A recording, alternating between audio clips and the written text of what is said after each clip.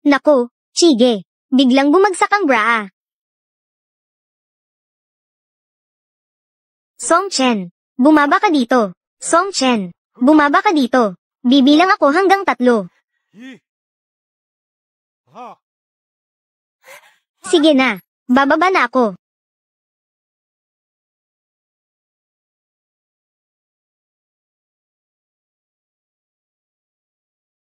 Pasensya na talaga, senior. Hindi ko talaga sinasadya. Paano ko malalaman? Sinasadya mo ba talaga o hindi? Ang pagbagsak ng bagay at ang universal na gravity. May kaugnayan din sa pangalawang batas ni Newton. Dagdag pa ang resistensya ng hangin at lakas ng hangin. Hindi ko kayang kalkulahin ng ganito ka-eksakto. Para eksaktong bumagsak ito sa ulo mo.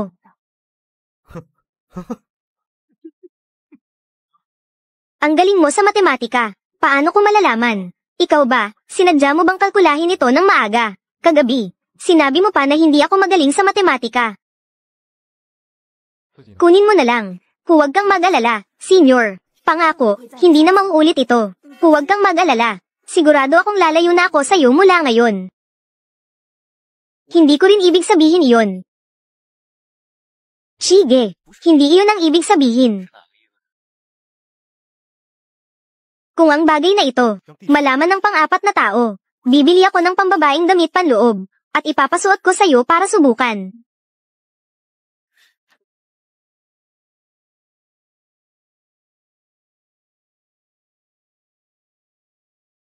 Anong nangyari? Diyos ko, nakikiusap ako sa'yo. Huwag mo na akong papangyarihin na makasalubong si Zai Yanqi.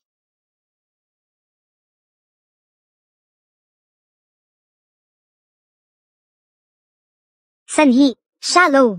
Siya si Zai Yanqi. Sumama siya kay Professor Jiang. Pumasok silang magkasama.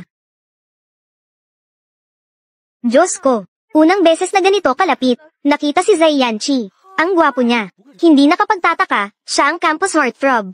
Pwede bang mag-sneak ng picture? Narinig ko, kapag na-upload ang picture sa school forum, pwedeng pagkakitaan. Buti na lang hindi ko tinakasan ang klase ngayon. Si Zai Yanqi talaga ay si Zai Yanqi. Mas exciting pa ito kaysa sa mga celebrity na naglalakad sa red carpet. Siya mismo ang nagpunta dito. Hindi ko naman pinilit na magpakita. Bakit parang pakiramdam ko, na mas excited kayo makita si Zai Yanqi, kaysa makita ako? Professor Jiang, naniniwala kami na noong kabataan ninyo, mas gwapo kayo kaysa sa senior namin. Hindi maganda ang pambabala na ito. Ang peke naman. Sa susunod na exam, ang mga deductions ay mas dadagdagan. Dahil nandito ka na, ano sa tingin mo? Hayaan mong makita ng mga junior mo. Ang galing mo sa math. Bakit ang taas ng profile mo? Hindi ito pagiging high profile. Gusto kong ikaw ang gumawa nito. Turuan mo ng leksyon ang mga ito. Mga freshman na hindi alam ang kanilang lugar. Ang senior ninyo, si Zai Yanqi. Simula noong junior high, tuwing Sabado ng gabi, pumupunta siya sa math experimental class ng Jiang University para mag-aral. Ako ang nagturo sa kanya noon. Ang math experimental class ng Jiang University. Taon-taon, 10 high school students lang ang tinatanggap. Si Zai Yanqi, bilang isang junior high student, nakapasok siya. Talagang may pambihirang talento siya. Hindi ko akalain. Bukod sa pagiging isang pasaway si Zai Yanqi, isa rin siyang top student. Song Chen, gusto kong ikaw ang kumatawan sa mga freshman ng math department namin, sa pinakamataas na antas, at makipagtagisan kay Zai Yanqi. Sige, hayaan si Song Chen ang sumabak. Napakahusay ni Song Chen. Napakagaling, napakagaling. Bilisan mo na. Tinatawag ka ni Professor Jiang.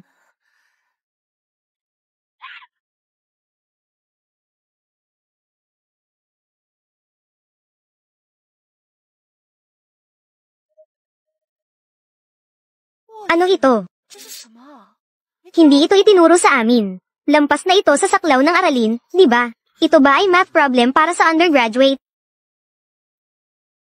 Bakit hindi mo kaya? Hayaan mo na. Kaya ko ito. Ito ang Lebesgue-dominated convergence theorem. Hindi ko kailangan ng tulong mo. Ang maliit na bookworm na ito ay hindi lang may kaunting ugali, may kaunting kakayahan din siya. Ito ang math problem ng mga graduate students sa aming departamento. Para ma-practice ninyo.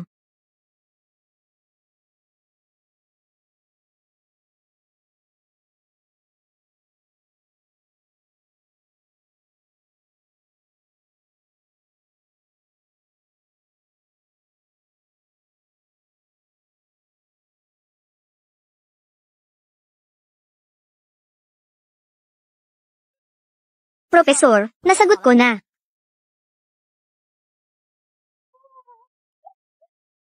Karapat-dapat talaga sa math department natin. Babaeng henyo at top student. Napakahusay. Naiintindihan ko na ang sagot. Noong nilikha ng Diyos ang tao, tiyak na binigyan niya si Song Chen ng mataas na IQ. Habang tayo ay nag-aaral palang maglakad, siya ay mabilis ng umarangkada. Tama ang sagot ni Song Chen.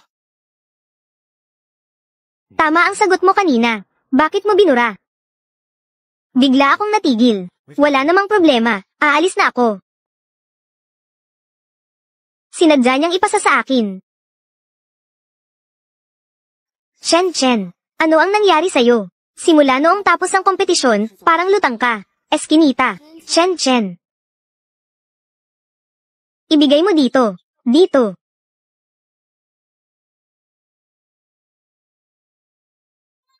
Ang gwapo niya. Gigi, pupuntahan ko si Zai Yanqi. Hintayin mo ako saglit. Senior, pwede bang idagdag kita sa WeChat? Sige. Sige, magpakatao ka naman. Ibigay mo na lang ang sarili mong WeChat, pwede ba? Bakit mo palaging binibigay ang akin? Tinutulungan kitang makahanap ng partner. Nako, ako lang ang walang kasama. Hindi ka naman walang kasama. Chen, kaya pala ang binibigay ni Zai Yanqi ay ang WeChat ni Sheng Xingchuan. Hindi pala siya isang palaboy. Kuya, pwede ba kitang makausap sandali?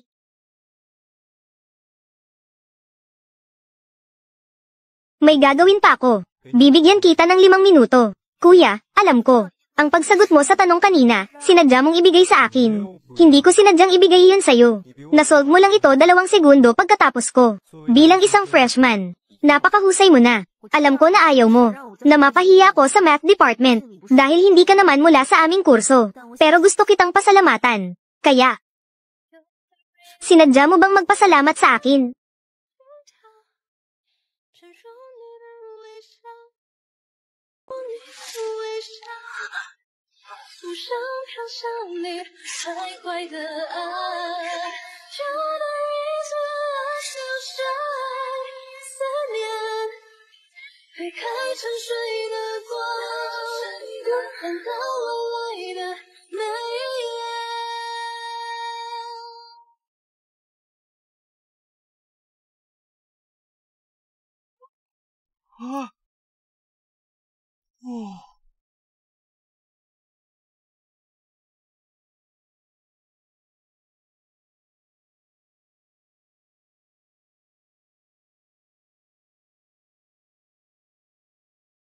Paumanhin, kuya. Hindi ko sinasadya. Bigla na lang dumating ang bola. Hindi ako nakapag-react agad. Paumanhin, kuya. Song Chen. Grabe, Kuya Chi. Ngayon, masasabi ko na. Nagpakitang gilas ka sa mga ate at bunso natin. Si Zai Yanqi, hindi lang gwapo. Ang ganda pa ng katawan. Bakit hindi ako? Paumanhin, kuya. Talagang hindi ko sinasadya. Hindi ko sinasadyang mahawakan ka. Hindi ako. Sumama ka sa akin.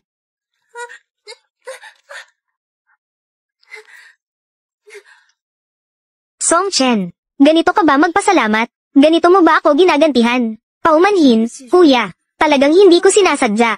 Bigla na lang dumating ang basketball. Hinanap ko lang ang mahahawakan. Babawi ako sa'yo. Amoy orange soda na naman. Sige. Paano mo ako babawiin?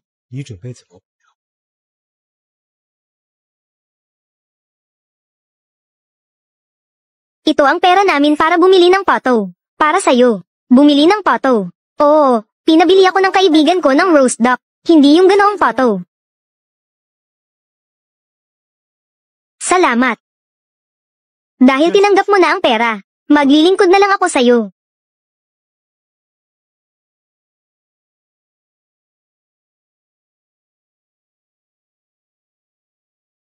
Pasensya na, kuya. Hindi pa ako nagkaroon ng kasintahan. Huwag mo na akong biruin. Sobra ka namang mag-alala. Wala akong nararamdaman para sa'yo. Si Zai Yanqi ay napaka-relax pagdating sa mga relasyon. Talagang isa siyang palaboy. Nangangako ako. Sa susunod, iiwasan na talaga kita. Iiwas ka na naman sa akin. Nakakatakot ba talaga ako? Kuya. Anong nangyari? Alam ko. Kahit sabihin ko ng 1,000 beses na pasensya na, wala rin itong silbi. Ito. Ako mismo ang gumawa ng buhol na ito para sa swerte. Kapag isinabat mo ito sa cellphone mo, magdadala ito ng proteksyon. Para sa'yo ito. Berde ang ginawa mo. Oo. Kung hindi mo ito isuot sa ulo, siguro ayos lang naman. Diyos ko, ano ba ang sinasabi ko? Bakit kapag nakikita ko siya, parang nawawala ako sa sarili? Hindi naman siguro ako gustong patayin ni Zai Yanqi, di ba? Salamat.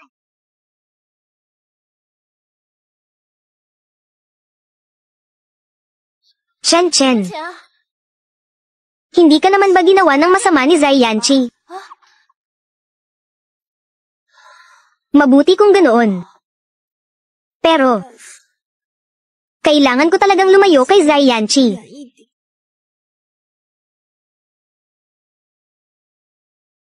Sige na, huwag mo nang isipin. Ililibre kita ng milk tea. Tara na.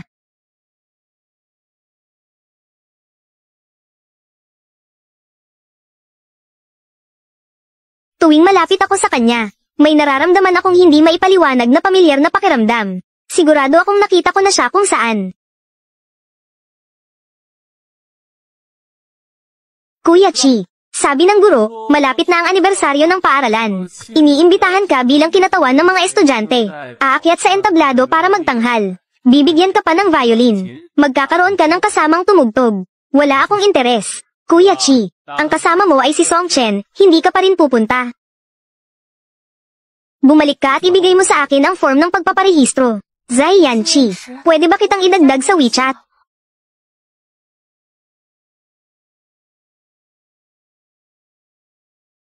Paano ko na naman nakasalubong si Zai Yanqi? Nanggulo ako sa kanya habang may ka-flirt na maganda. Hindi niya siguro ako gustong saktan, di ba? Tumakbo na naman. Ang maliit na bookworm na ito. Ano ba talaga ang nangyayari? Wala akong interes sa'yo. Aalis na ako.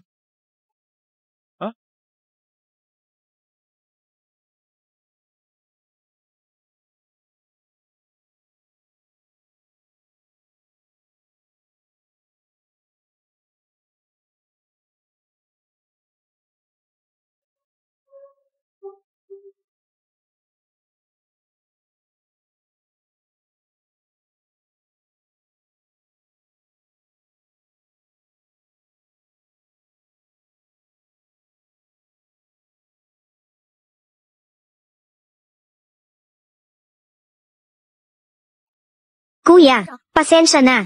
Wala akong nakita kanina. Hinahabol ba niya ako para mag-higanti? Isa ba akong vampira? Nakikita lang ako, tumatakbo na. Hindi.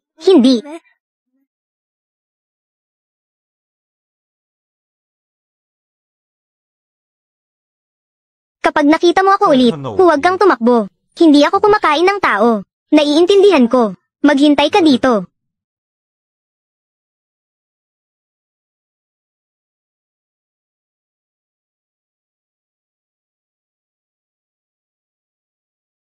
Hello, guro. Hello, Song Chen. Ang kasamang itinakda ko para sa'yo. Pumayag na siyang tumugtog kasama mo. Pero humiling siya na ipagpaliban ang pagtatanghal ng ilang araw. Sabi niya may bigla ang mahalagang bagay kaya hindi siya makakapunta sa pagsasanay. Naiintindihan ko. Gusto ko lang sanang magtanong, sino ang magiging kapareha ko sa pakikipagtulungan? Narinig ko na taga-Automotive Academy daw. Hindi kaya si Zai Yanqi iyon? Malalaman mo rin sa tamang oras. Sige po, guro. Sakto, nadapa ako kanina. Medyo hirap akong maglakad. Chen. Chi Yuge. Chen Chen. Ang sugat mo. Gusto mo bang samahan kita sa klinika? Hindi na kailangan. Maliit na sugat lang naman ito. May oras ka ba mamaya ng gabi? Kumain tayo ng sabay. Oo, pwede naman. Masakit ba dito? Pagkakita mo sa akin, tumakbo ka agad. Ngumingiti ka sa iba na parang asong masunurin. Mukhang, hindi ko na kailangang lumabas pa, para bilhan ka ng gamot.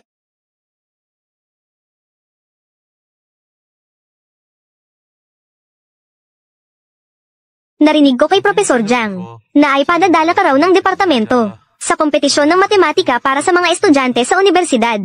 Oo, kumusta naman? Sigurado ka ba? Hindi masyado sigurado. Noong nakaraang linggo, nakipagkompetensya ako sa isang nakatatanda mula sa ibang departamento. Siya pa ang nagbigay daan kaya ako nanalo. Hindi rin naman sasali ang ibang departamento sa kompetisyon ng matematika. Huwag kang mag-alala. Tama nga pala, Kuya Chiyu. Hinanap mo ako ngayon. May kailangan ka ba?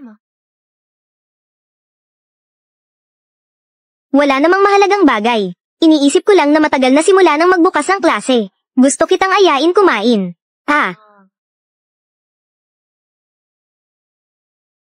Kuya Chiyu.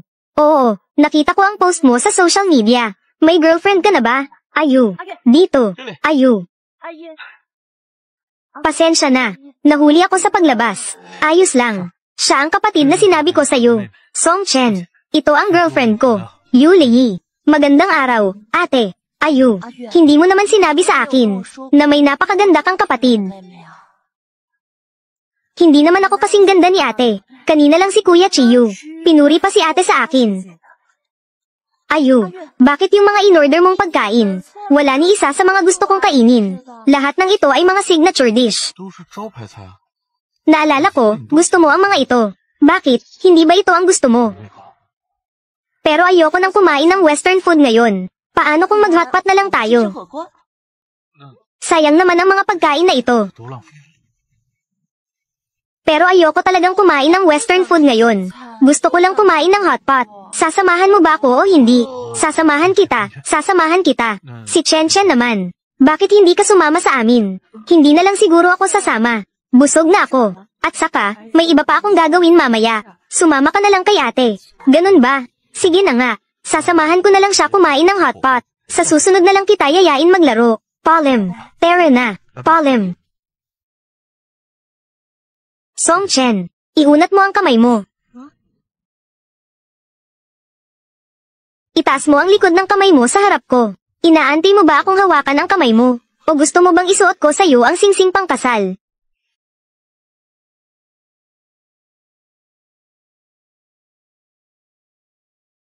Bagong likidong pampagaling. Ibabad ang gasa at ilapat sa sugat. Gawin ito gabi-gabi sa loob ng 20 minuto. Pinaghintay mo ako sa bulwagan. Talagang bumili ako nito para sa'yo. Hindi gumagana ang iodine. Palitan na lang ng ibang gamot. Huwag kang masyadong matigas ang ulo. Parang toyo ang itsura. Ang pangit tingnan. Kuya, hindi ko akalain na mabait ka pala. Ang cute mo, ang galing mo pang magbigay ng papuri. Kuya. Sa mga nangyari noon, kasalanan ko lahat. Handa akong humingi ng tawad. Kung mapapatawad mo ako, iniisip ko, pwede bang huwag na kitang iwasan sa susunod? Ayoko nang tumakbo palayo tuwing nakikita kita. Parang nagmumukha kang malas. Hindi maganda ang dating. Oo, sa susunod, huwag ka nang tumakbo kapag nakita mo ako. Yang dalawang maikli mong binti. Baka habang tumatakbo ka, gamulong ka na lang. Saan maikli ang binti ko? Ay, ako.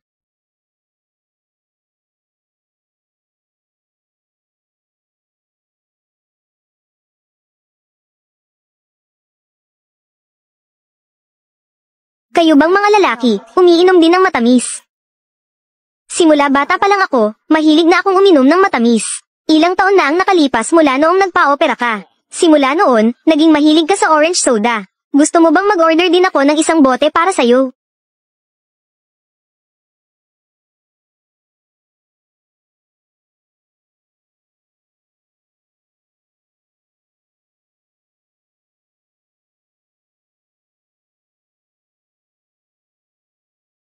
Simula noong operasyong iyon, nawalan ako ng bahagi ng aking alaala. Hindi ko pa rin maalala ang password ng encryption na ito. Sa loob nito, ano nga ba ang nilalaman nito?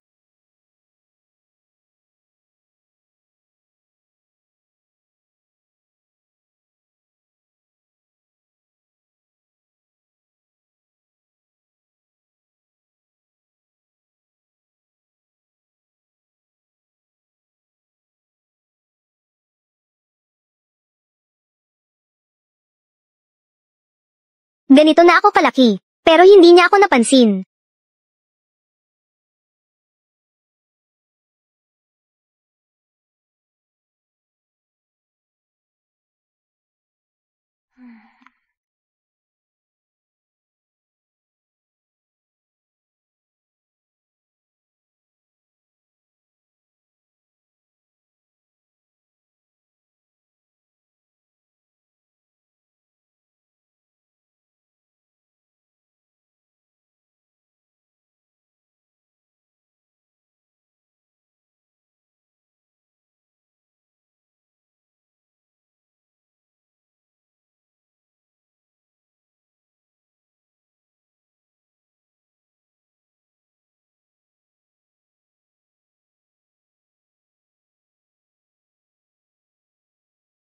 Bakit ang hirap ng tanong na ito? Kuya, nandito ka rin pala. Ito, ang ebidensya ng Cauchy integral formula.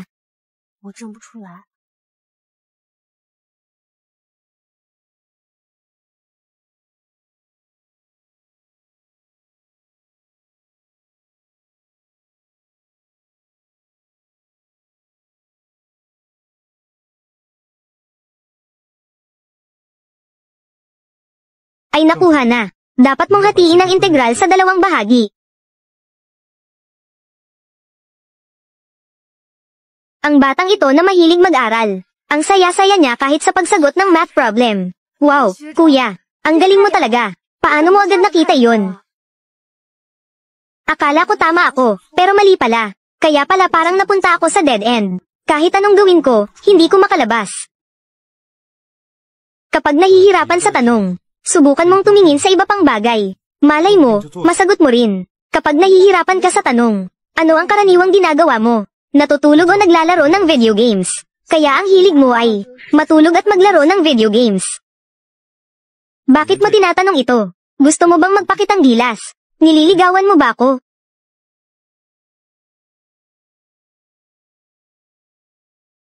Hindi ko ibig sabihin yan.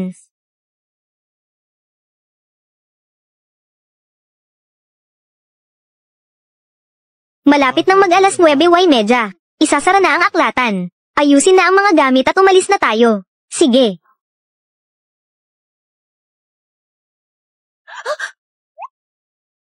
Bakit biglang nawalan ng kuryente? Siguro dahil nasa sulok tayo. Hindi tayo nakita ng tagapangasiwa, kaya isinara na nila. Paano na ngayon? Lobat na ang cellphone ko. Kuya, kumusta ang cellphone mo? Tawagan mo ang security office.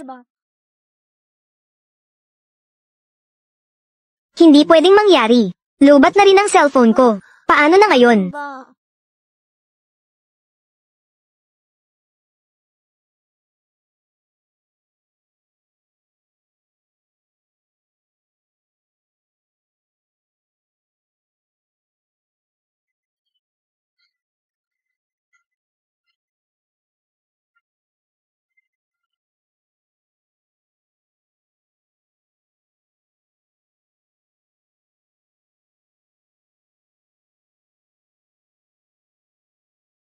Kuya, gutom ka ba?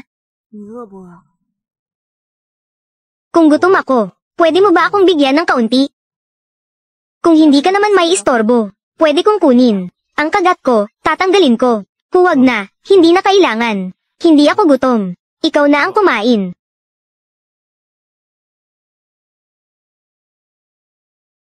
Hindi ko pa ito nabuksan. Para sa'yo. Salamat.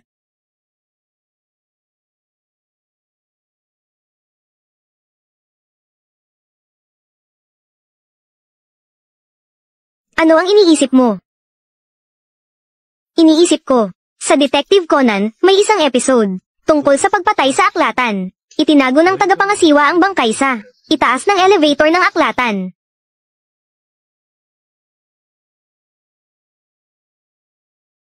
Song Chen, anong ginagawa mo? Ganito ba ako kadaling kausapin? Pasensya na, kuya. Talagang takot ako sa dilim. Pwede ba akong sumandal saglit? Kahit ano ang gusto mong kapalit bukas, ayos lang. Paano kita babawiin? Kahit ano ang gusto mo, pwede. Mamaya ka na ulit sumandal. Hayaan mo muna akong tumayo. Anong gagawin mo? Pupunta sa banyo. Pwede ba akong sumama sa'yo? 我可以和你一起去吗？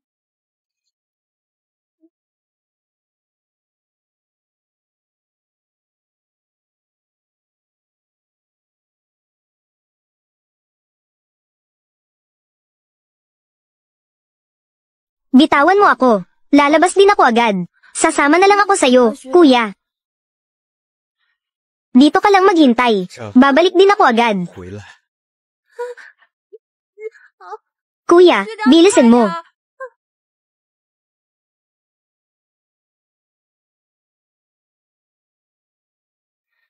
Kuya, tapos ka na ba? 没有啊， Heto na. Song Chen, anong ginagawa mo? Pasensya na, kuya. Sobrang natakot talaga ako. Bukas ng umaga, babawi talaga ako sa'yo. Hayaan mo muna akong yamakap ng kaunti pa.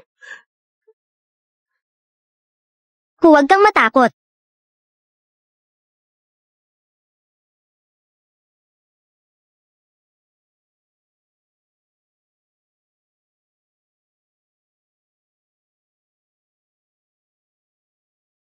Bakit takot na takot ka sa dilim? Noong bata pa ako, abala ang mga magulang ko sa trabaho. Mag-isa lang ako. Naglalaro ako ng taguan sa bahay. Ang nangyari, hindi sinasadyang nilak ko ang sarili ko sa loob ng aparador. Napapaus na ako sa kakaiyak. Wala rin akong magawa para makalabas. Sa huli, pagkatapos ng trabaho ng mga magulang ko, saka lang nila ako nailabas.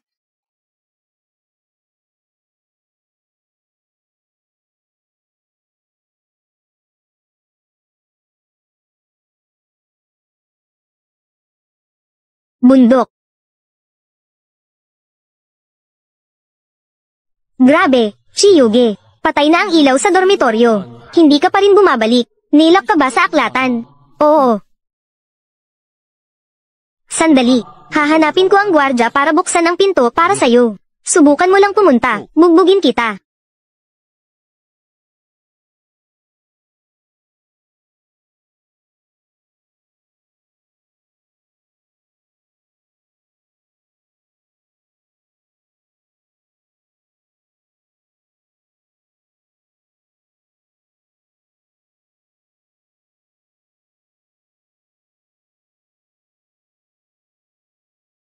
Magandang umaga, kuya.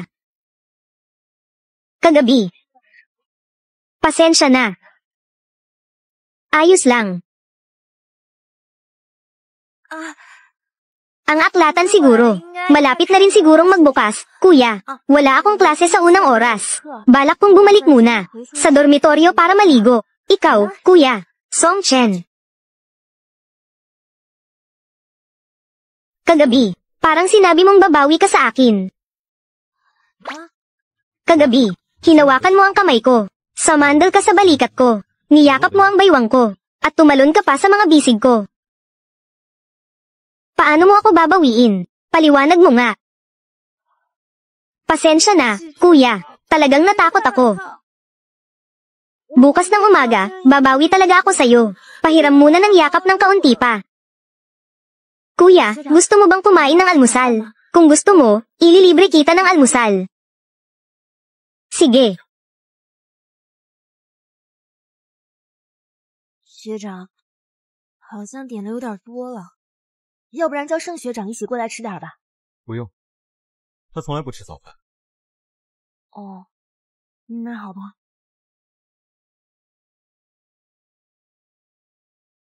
干嘛一直盯着我？好尴尬呀！死嘴，快吃，吃完了就可以走了。凤姐，你平时胃口这么好，会点这么多？也不是，我平时早饭就吃2包子，但我不知道学长你爱吃什么，所以我就多点了一点。下次吃饭点自己喜欢的就行。还有下次？谢延迟这是准备坑我多少顿饭啊？怎么，不愿意？愿意，当然愿意了。浅浅，哎，池玉哥，你也来这吃饭了？啊，我给教授打包一些早餐。是他，那天在餐厅和宋姐一起吃饭的男人。这是你朋友？我哪有资格当谢延迟的朋友？汽车工程系，谢燕池。你好，数学系研3，池玉。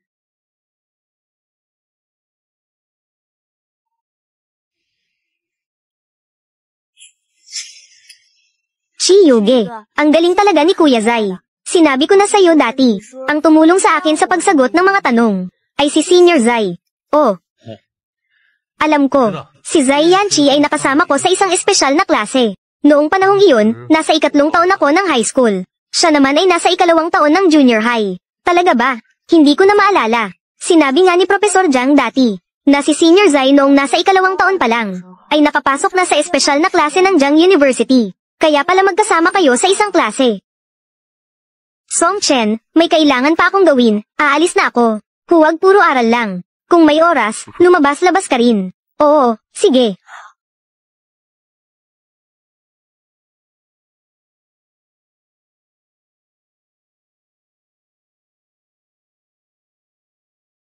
Song Chen, gusto mo ba si Chiyu? Hindi naman.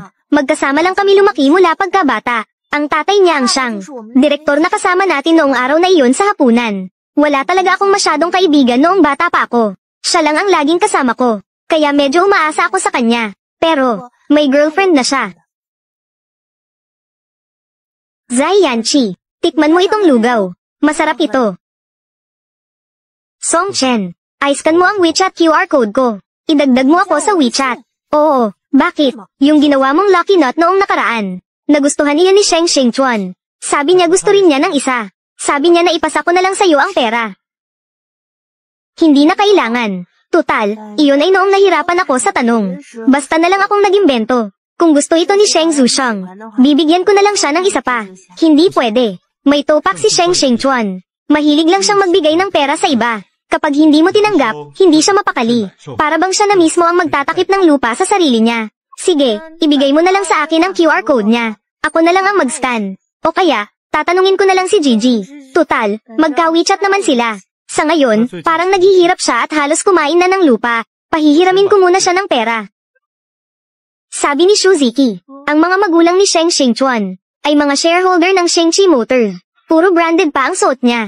Ang ganitong klaseng tao ba ay maghihirap din? Sa itsura ni Zai Yanchi, parang hindi naman siya nagsisinungaling. I-scan mo ako. Tumulong sa pagtataguyod ng sibilisadong komunidad. Sige na nga.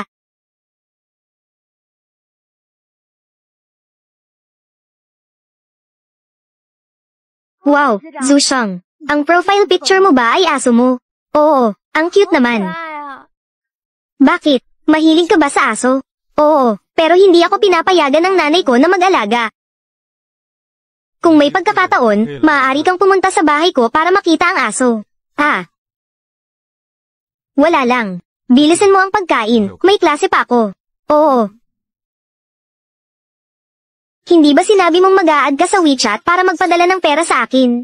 Bakit hindi mo pa naipapadala? Hay, kalimutan na lang. Tingnan mo siya, parang ayaw niyang makipag-usap sa iba. Huwag na lang siguro akong magtanong.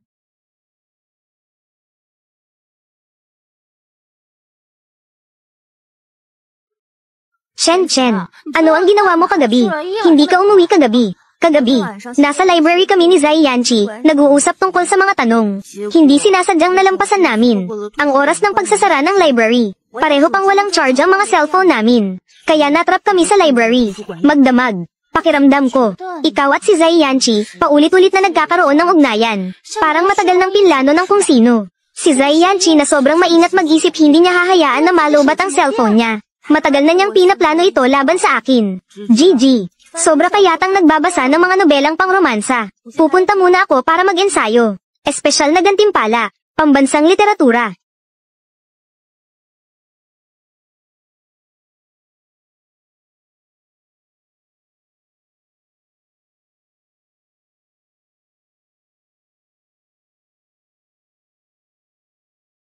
Walang tao. Hindi ko rin alam kung sino ang magiging kapareha ko sa pagtatanghal. Mag-ensayo na lang muna ako mag-isa.